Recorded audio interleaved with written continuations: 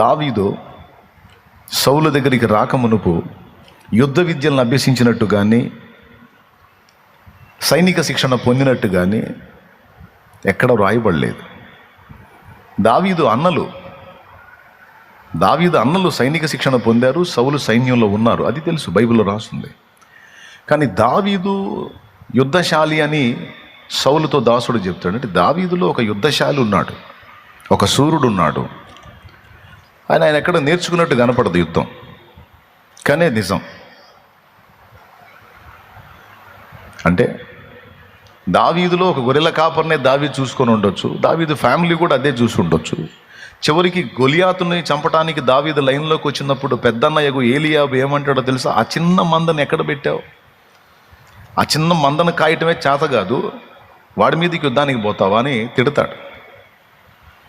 అప్పుడు కూడా గొర్రెలు కాసుకునే దానికి కూడా పనికిరాని వాడు నా తమ్ముడు అనేది పెద్దన్న ఫీలింగ్. కానీ కొన్ని నిమిషాలలోనే లేదా కొన్ని గంటల్లోనే 40 రోజులుగా ఇశ్రాయేలు రాజు మొదలుకొని ఇశ్రాయేలు సర్వ సైన్యంలో ఒక్కడు కూడా చేయలేని పని, 40 రోజుల టైంలో చేయలేని పని కనీసం 4 గంటలు కూడా కాకముందే దావీదు చేస్తాడు. దావీదులో అలాంటి పరాక్రమము గల శూరుడు ఒకడు ఉన్నాడన్న సంగతి దావీదుకు తెలియదు, అన్నలకు తెలియదు, సౌలుకు తెలియదు, దేవుడికి గొలియాతు కూడా తెలియదు.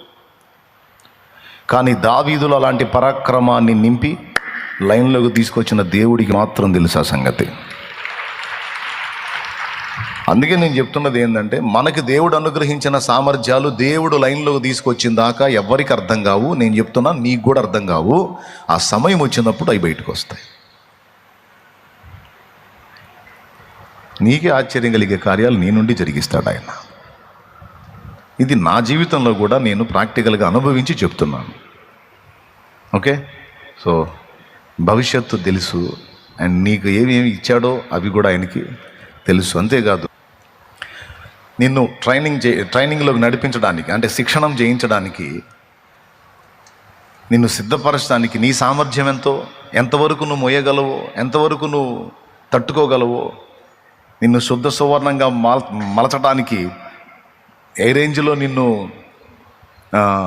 కాల్చాలో, ఎంతవరకు నువ్వు తట్టుకుంటావో ఆయనకు తెలుసు. అది కూడా తెలుసు. అందుకే నీకు తట్టుకోలేనన్ని రానివ్వడు, అవసరాన్ని బట్టి కొన్ని రానిచ్చిన అవన్నీ నిన్ను శుద్ధ సువర్ణం చేసి ఒక వెలుగు వెలిగించడానికే తప్ప నిన్ను పాడు చేయడానికి, నాశనం చేయడానికి ఎంత మాత్రం కాదు అని